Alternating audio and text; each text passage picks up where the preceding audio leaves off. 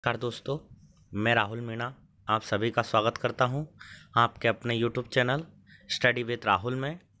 दोस्तों, हम भारत के संवैधानिक संस्थाओं के बारे में पढ़ रहे हैं और इसी कड़ी में ये आज हमारा 5वां लेक्चर है। तो दोस्तों, आज हम पढ़ेंगे राज्य का महाधिवक्ता एडवोकेट जनरल ऑफ स्टेट। दोस्तों, अगर आपने हमारा पुराना lecture attorney general of India Bharat का महान्यायवादी देखा होगा तो आपको ये लेक्चर समझने में बहुत ही आसानी होगी। आइए दोस्तों, शुरू करते हैं। संवैधानिक निकायों में राज्य का महाधिवक्ता advocate general of state, advocate general of state जो कि भारतीय संविधान के, माफ़ कीजिएगा दोस्तों, ये भाग 6 में इसका वर्णन किया गया है और अनुच्छेद 165 में इसे विस्तार पूर्वक समझाया गया है। आइए दोस्तों, stay home and keep study, घर पर रहिए, सुरक्षित रहिए और अपनी तैयारी जारी रखिए स्टडी विद राहुल के साथ। राज्य का महाधिवक्ता एडवोकेट जनरल ऑफ स्टेट, भाग 6, अनुच्छेद 165।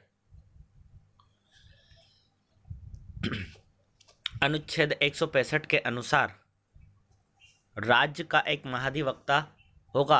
अर्थात दोस्तों, भारतीय संविधान के भाग 5 के अनुच्छेद 165 के अंतर्गत राज्य का एक महाधिवक्ता पद की व्यवस्था की गई है। यह राज्य का सर्वोच्च विधि अधिकारी होता है। दोस्तों, जैसे कि हमने attorney general of India Bharat के महान्यायवादी में पढ़ा कि जो महान्यायवादी होता है वो राज्य का सर्वोच्च विधि अधिकारी होता है, ठीक उसी प्रकार अगर बात आती है कि राज्य का सर्वोच्च विधि अधिकारी कौन होता है तो वह होता है महाधिवक्ता। राज्य सरकार के विधि संबंधी सलाह देता है। तो दोस्तों, इसका कार्य राज्य सरकार को कानूनी सलाह देने का होता है। नियुक्ति मंत्री परिषद की सलाह पर राज्यपाल द्वारा की जाती है।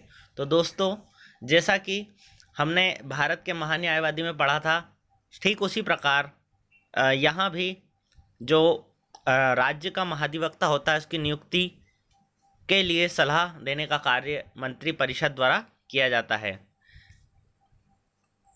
चूँकि अब नियुक्ति का अधिकार राज्यपाल को है तो उसे पद पर हटाने का अधिकार भी राज्यपाल को ही दिया गया है। अर्थात यह राज्यपाल के प्रसाद पर्यंत तक अपने पद पर बना रहता है। महाधिवक्ता के वेतन, भत्ते, कार्यकाल आदि राज्यपाल द्वारा निर्धारित किए जाते हैं। इसके कार्यकाल का संविधान में कोई वर्णन नहीं है। तो दोस्तों, जैसे कि आपको पता है कि जब वर्तमान सरकार किसी भी कारणवश गिर जाती है और उसे अपने पद से इस्तीफा देना पड़ता है तो साथ में राज्य के जो महाधिवक्ता होते हैं उन्हें भी अपने पद से इस्तीफा देना होता है। उदाहरण के लिए हम देखते हैं कि जैसे हमारे मध्य प्रदेश में पूर्व में कांग्रेस की सरकार थी तो उन्होंने अपना जो महाधिवक्ता था वो शशांक शेखर जी को बनाया था, परंतु किसी कारणवश जब ये सरकार अपना विश्वास मत खो चुकी थी तो इसे अपने पद से इस्तीफा देना पड़ा था।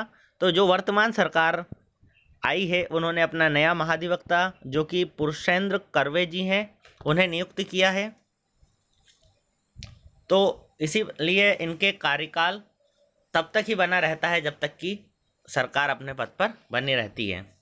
दोस्तों, राज्य का महाधिवक्ता होने के लिए क्या क्या योग्यता होनी चाहिए? तो दोस्तों, सर्वप्रथम तो वह भारत का नागरिक होना चाहिए।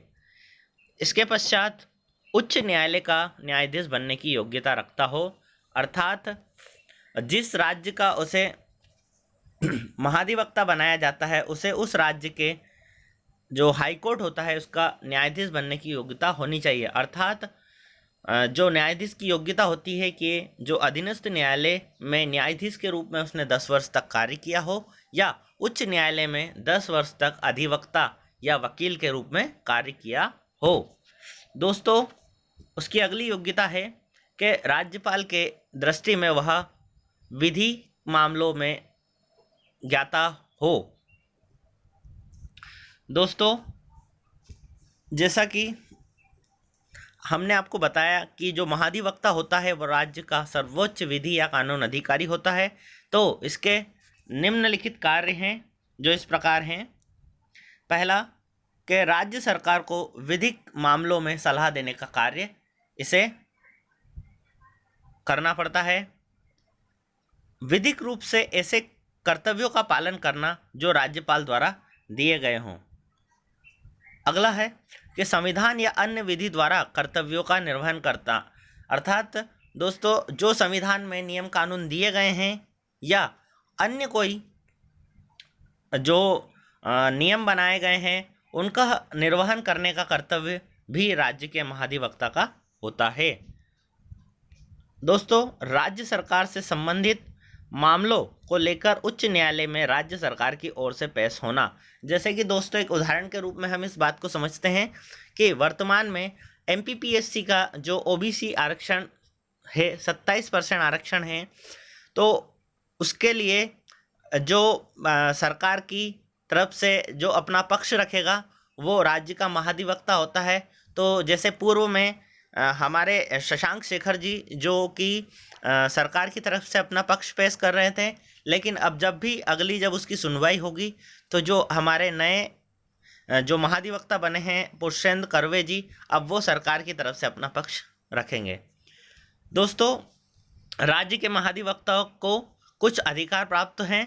तो इन अधिकारों में निम्न अधिकार हैं, जैसे कि राज्य की किसी भी अदालत में सुनवाई करने का अधिकार, अर्थात राज्य के अंदर कोई भी जिला कोर्ट या जो अधीनस्थ न्यायालय हैं उसमें सुनवाई करने का अधिकार राज्य के महाधिवक्ता को होता है।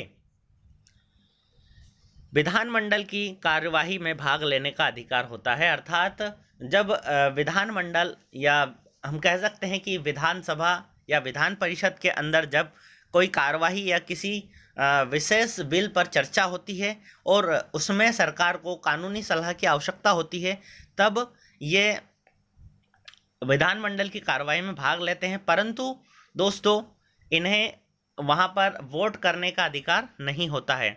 दोस्तों ध्यान रखिएगा, ये पॉइंट्स बहुत इम्पोर्टेंट है, इनकी कुछ सीमाएं होती हैं। तो दोस्तों आइए इनकी क्या सीमाएं होती हैं इनके बारे में जानते हैं। किसी मामले में राज्य सरकार के विरुद्ध किसी व्यक्ति को सलाह नहीं दे सकता, अर्थात जब हम सामान्य रूप से जब राज्य के महाधिवक्ता के पास किसी विषय पर सलाह लेने के लिए जाते हैं और वह विषय जो जिस पर हम सलाह लेने के लिए गए हैं वो अगर सरकार के विरुद्ध हो, तो जो राज्य का महाधिवक्ता होता है वो सलाह नहीं देगा।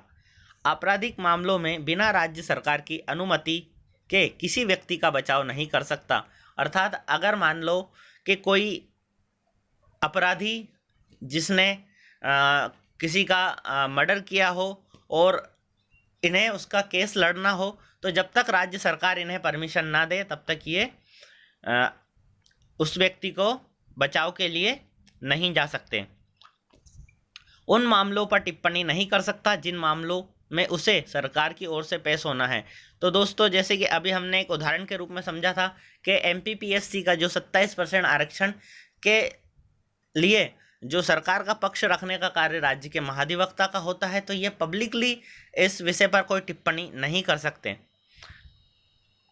महाधिवक्ता राज्य सरकार का कोई नियमित नौकरशाह नहीं है, अर्थात यह एक टेम्परेरी अधिवक्ता होता है, परंतु जब भी सरकार को इसकी आवश्यकता होती है तो यह उसे बुलावा भेज सकती है और शेष समय में या अतिरिक्त समय में यह अपना निजी वकालत का कार्य जारी रख सकता है।